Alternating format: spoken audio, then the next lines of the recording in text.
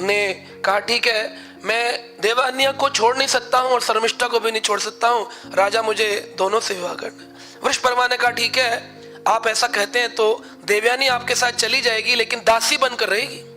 गुरु की पुत्री को क्या बना दिया? दासी। कई बार लोग इतने मदमस्त हो जाते हैं, इतने अहंकारी हो जाते हैं, इतने प्रमत्त हो जाते हैं, तो भूल ही जाते हैं असलियत में हम जो भी कर रहे हैं वो गुरु कृपा से कर रहे हैं, है ना। तो श्रील प्रभुपाद कहते हैं ना, नूनम प्रमत्त कुरुतो विकर्मः। जब कोई व्यक्ति प्रमत्त होता है, नूनम प्रमत्त विकर्मः, वो कर्म की जगह विपरीत कर्म करता है, विपरीत कर्म कर डालता है। उन्होंने शर्मिष्ठा को विवाह ययाति से कर दिया और देवयानी को दासी बना करके भेज दिया।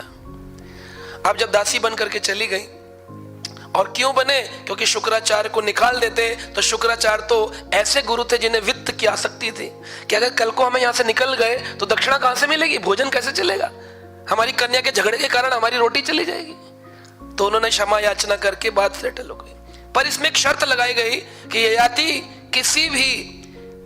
कभी भी किसी भी काल में देवयानी के साथ शारीरिक संग नहीं करेंगे, कोई संतान उत्पत्ति नहीं करेंगे। शर्मिष्ठा से कई संतान उत्पन्न हुई और ययाति ने देवयानी का एक बहुत दूर महल बना दिया। कुछ काल बाद पता चला कि देवयानी भी गर्भवती है। ये बात सुनकर के शर्मिष्ठा से रहा नहीं गया।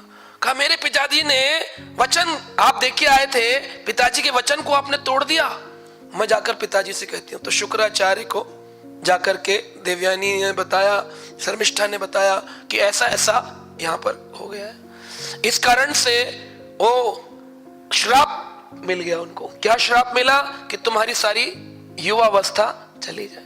जब ये श्राप मिल गया तो वो घबरा गए। इति लब्ध्वा विवस्थान पुत्रम ज्येष्ठम अवोचता। जब उनको श्राप मिला तुम्हारी युवावस्था चली जाएगी, तो वो घबरा करके कहा है, सीधे भगवान से प्रार्थना की। शुक्राचार्य जी ने उन पर कृपा करी, बोले ठीक है चलो, मैंने तुम्हें श्राप तो दे दिया था, लेकिन अब मैं तुम्हें एक वरदान भी देता हूं। इति लब्ध्वा व्यवस्थाना, इसी प्रकार तुम अपनी वृद्ध अवस्था को पुत्रम ज्येष्ठम, अपने ज्येष्ठ पुत्र से बदल सकते हो। तो जो व्यक्ति पूरा जीवन 5 संतान पहले से उत्पन्न कर चुके हैं, इनके सबसे बड़े पुत्र का नाम है यदु। यदु के बाद दूसरे नंबर पे हैं तुर्वसु, तुर्वसु के बाद ध्रुवु, ध्रुवु के बाद में अणु, और अणु के बाद पुरु। ये यदु जो है, ये कर्तवीर अर्जुन जो परंपरा आती है उसके राजा रहे हैं, उसमें सबसे बड़े थे कर्तवीर अर्जुन। उनको भागवत में हिया है कहा गया, हिया ही, जिनकी गर्दन जो है वो घोड़े जैसी है, हिया ही है। इसलिए भगवान का एक अवतार हैग्रीव अवतार भी इसी कुल में हुआ। तो इस कुल को हिया कुल कहते हैं, जिसमें कर्तवीर अर्जुन आते हैं।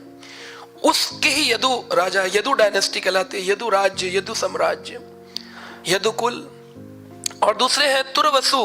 तुर्वसु मरुत गणों के पिता रहे हैं। मरुत और चोला जितने भी साम्राज्य आए, ये तुर्वसु से आए हैं। और बाद में है मलेच्छ। ये मलेच्छ जितने भी आए, ये ध्रुव के संप्रदाय में, ध्रुव के परंपरा में, उनके कुल में आए हैं। अंग, ये जितने भी अंग राजा आए अंग प्रदेश के।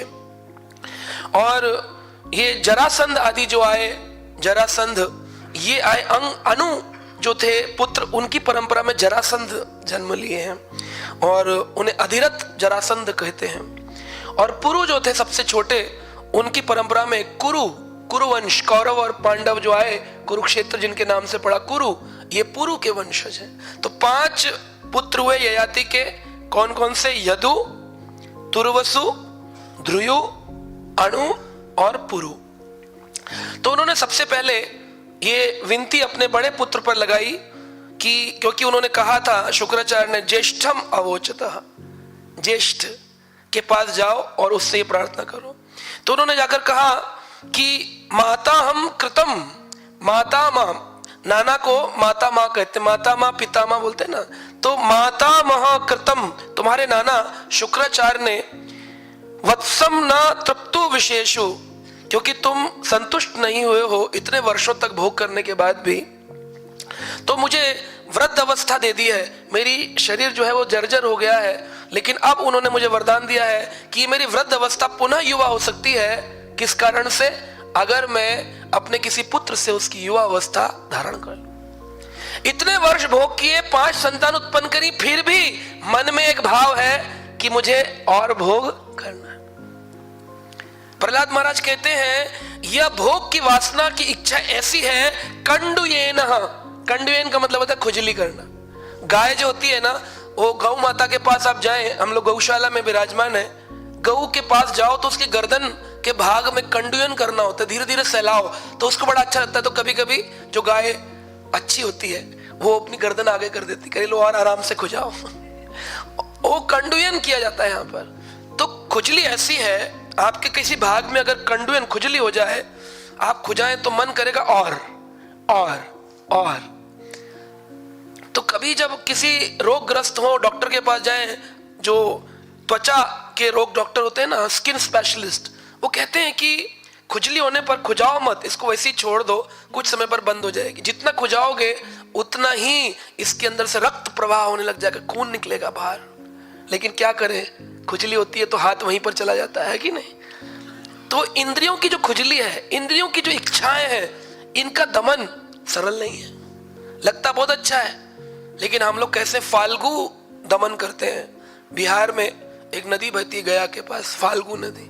वह पुल के ऊपर से ट्रेन गुजरती है, नीचे पूरा का पूरा मिट्टी का इलाका है, लगता है देखने में बड़ा सुंदर, यहाँ पर साम्राज्य है, बच्चे खेलते हैं क्रिकेट वगैरह। और बॉल चली जाती किसी दूर किनारे पे, बॉल लेने जाओ, पता चलता नीचे पानी है, धड़म से डूब जाता है। कई बच्चों की मृत्यु हो जाती है हर वर्ष उस फाल्गु नदी में। ऊपर मिट्टी मिट्टी है लेकिन अंदर गहरा पानी है।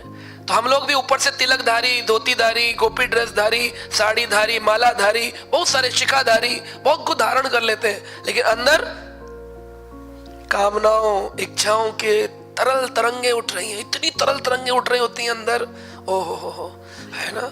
मिथ्याचारी च भाषते, कृष्ण गीता में कहते हैं ऐसे व्यक्ति को मिथ्याचारी कहता है। एक होता है ब्रह्मचारी, एक होता है सदाचारी, एक होता है मिथ्याचारी। ब्रह्मचारी बनो या फिर सदाचारी गृहस्थ बनो, लेकिन दोनों ना बनकर के व्यक्ति क्या बन जाता है, मिथ्याचारी। ऊपर से कुछ और होता है, अंदर से कुछ और होता है। ये किसी से प्रमाण मांगने की आवश्यकता नहीं है, आप स्वयं उसका प्रमाण स्वयं दे सकते हैं।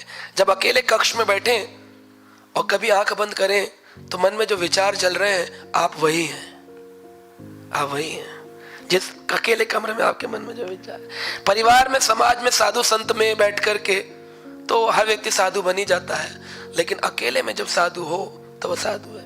निर्जन भजन आसानी, इसलिए श्रील प्रभुपाद जी कहते हैं साधु संग सर्व शास्त्र कहे, लव मात्र साधु संग सर्व सिद्धि होए।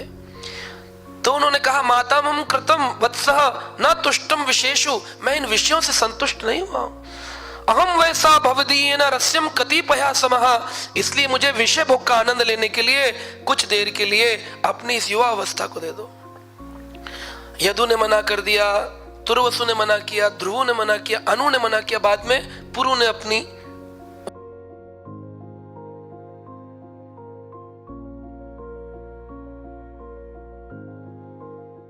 Subscribe now and press the bell icon. Never miss an update.